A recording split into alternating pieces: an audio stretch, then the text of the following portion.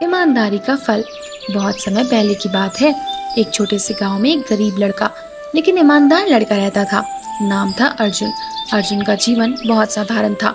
उसके पास ना तो अच्छे कपड़े थे, ना ज्यादा खाना, और ना ही कोई बड़ा घर। लेकिन उसके पास एक बड़ी सबसे कीमती चीज थी, उसकी ईमानदारी। अर्जुन हम रोज सुबह उठता, माँ के साथ काम में हाथ बटाता और फिर अपनी स्कूल चला जाता। उसके जूते पुराने थे, कपड़े फटे हुए थे, लेकिन आंखों में सपना था, एक अच्छा इंसान बनने का। स्कूल में सभी बच्चे उसके पुराने कपड़े देखकर उसका मजाक उड़ाते, लेकिन अर्जुन कभी किसी से कुछ नहीं कहता। वह चुपचाप अपनी पढ़ाई करता और हमेशा दूसरों की मदद करता। एक दिन की बात है, स्कूल से छुट्टी के बाद अर्जुन रास्ते में जा रहा था। उसे सड़क के किनारे एक चमचमाती हुई पर्स दिखाई दी। पर्स काफी मोटी थी, ऐसा लग रहा था जैसे उसमें बहुत सारे पैसे हो। अर्जुन ने इधर उधर देखा, कोई नजर नहीं आया। वह सच में सोच में पड़ गया, क्या करूं, इसे ले जाऊं? घर में पैसों की बहुत जरूरत है, माँ की दवाइयाँ खरीद नहीं पा रही हूँ, किताबें भी हैं, और लेकिन ये मेरा तो नहीं है। थोड़ी देर सोचने के बाद अर्जुन ने उस पर्स को उठाया और नजदीकी पुलिस चौकी में ले गया। वहां जाकर उसने इंस्पेक्टर को पर्स दे दिया और कहा, साहब, ये मुझे सड़क पर मिला, किसी का कीमती सामान है, कृपया इसे उसके मालिक तक पहुंचा दीजिए। इंस्पेक्टर ने उसकी बात सुनकर हैरान रह गया। आज के जमाने में ऐसे लोग कहाँ मिलते हैं? वो एक गरीब बच्चा अपनी जरूरतों के बावजूद वो ईमानदारी दिखा रहा है।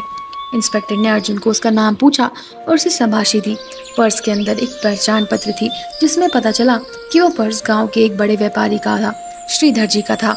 शाम के समय जब श्रीधर जी ने पुलिस स्टेशन पहुंचे, उन्होंने उसका पर्स मिला तो वो बहुत खुश हो गए। उन्होंने इंस्पेक्टर से पूछा, किसने लौटाया ये पर्स? इंस्पेक्टर ने मुस्कुराते हुए अर्जुन को इशारा किया।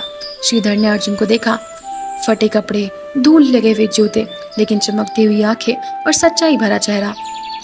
श्रीधर ने अर्जुन से पूछा, बेटा, तुमने ये पर्स क्यों लौटाया? तुम चाहो तो पैसे रख सकते हो, कोई भी नहीं देख रहा था। अर्जुन ने मासूमियत से जवाब दिया, चाचा जी, ये मेरा नहीं है, अगर मैं इसे रख लेता तो वो चोरी होती। माँ ने सिखाया है, जो तुम्हारा नहीं वो कभी तुम्हारा नहीं हो सकता। श्रीधर जी की आंखें नम हो गई। उसने अर्जुन के सर पर हाथ रखा और कहा, बेटा, तुम्हारी ईमानदारी ने मेरा दिल जीत लिया है। आज की जमीन में अगर तुम जैसे बच्चे हैं तो समाज में सच में उम्मीद बाकी है। अर्जुन ने विनम्रता से सर झुकाया और कहा। कुछ दिन बाद गांव के स्कूल में एक बड़ा कार्यक्रम रखा गया। उस दिन स्कूल के सारे बच्चे, शिक्षक और गांव वाले इकट्ठा हुए। मंच पर सरपंच के स्थान प्रधान और श्रीधर जी भी मौजूद थे। मंच पर श्रीधर जी ने मजाक संभाला और कहा, आज मैं एक ऐसे बच्चे को सम्मानित करना चाहता हूँ जिसने हमें ईमानदारी का असली मतलब सिखाया है। अर्जुन, जरा मंच पर आओ।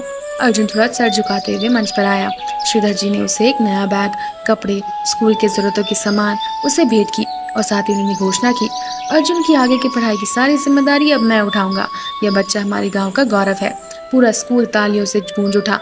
उस दिन के बाद अर्जुन ने फिर सिर्फ पर्स नहीं लौटाया, बल्कि पूरे गांव को सिखाया कि ईमानदारी कभी खाली नहीं जाती। उसका सच्चा दिल, उसकी सादगी, उसकी माँ की सीख, सबने मिलकर उसे एक मिसाल बना दिया। समय बीतता गया।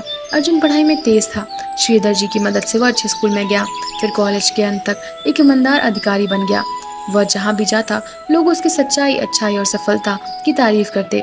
वह कभी नहीं भूलता कि उसके जीवन में जो बदलाव आया, उसकी ईमानदारी के फैसले की वजह से आया। बच्चों, इस कहानी से हमें यह सीख मिलती है कि हमें सिखाया गया है कि ईमानदारी हमेशा फल देती है और इसे हमें कभी नहीं भूलना चाहिए। इस दुनिया में बहुत लोग होंगे जो अपने गलत रास्ते पर ले जाना चाहेंगे, लेकिन अगर आपके अंदर सच्चाई है और आपके अंदर संस्कार मजबूत है तो आप सही का साथ देंगे। तो हमें कोई भी ताकत आपको नहीं हरा सकती। अर्जुन की तरह बनो, सच्चाई, ईमानदारी और दिल से अच्छे बनो, क्योंकि सच्चे इंसान को हर कोई याद रखता है। धन्यवाद दोस्तों। अगर आपको ये कहानी पसंद आई हो तो लाइक करें, शेयर करें और हमारे चैनल को सब्सक्राइब करना ना भूलें। ऐसी और प्रेरणादायी कहानी के लिए जुड़े रहिए। बाय दोस्तों।